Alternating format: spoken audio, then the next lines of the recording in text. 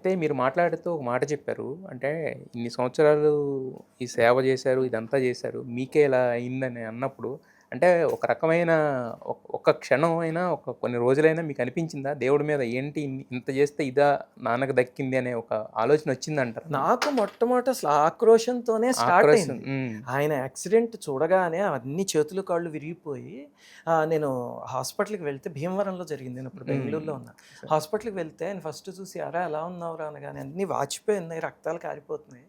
ఏమిటి భగవంతుడు ఏం చేశాడు అని. కానీ ఇది ఒక ట్రైనింగ్ అనుకోవాలి. హ్మ్. ఏమిటంటే 3:30 ఏళ్ళు ఆయన్ని చూస్తే మొట్టమొదట ఎవరికి చెదిరిపోవాలి విశ్వాసం? ఆయనకి ఆయనకే చెదిరాలి. చెదిరిపోవాలి. కానీ చెదరలేదు. హ్మ్. ఆయన ఎప్పుడు కూడా అమ్మవారు అంతే. హ్మ్. చివరికి నేను వారిని ఏం చేశానంటే పాపం మలమూత్ర విసర్జన అన్నీ అక్కడే. కానీ ఏమిటంటే వారు పూజా మందిరంలో ఉండడానికి ఇష్టపడేవారు. హ్మ్. బెడ్‌రూమ్‌లో ఉండడానికి ఇష్టపడేవారు కాదు. హ్మ్. దాంతో శుభ్రం చేసేసి తీసుకొచ్చి అక్కడే పూజా మందిరం పక్కనే బెడ్ వేసి అక్కడే పడుకోబెట్టేవాళ్ళం. కొన్నాళ్ళకి "ఒరేయ్! పక్కకి తిరిగి అమ్మవారిని చూడలేకపోతున్నానురా. నా ఎదురుగుండా ఓ పటం పెట్టు" అన్నారు.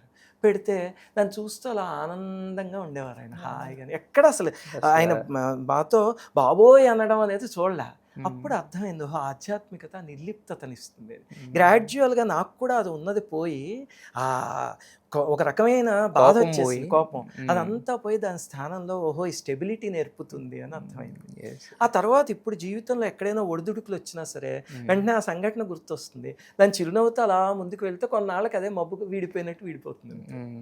యెస్. అయితే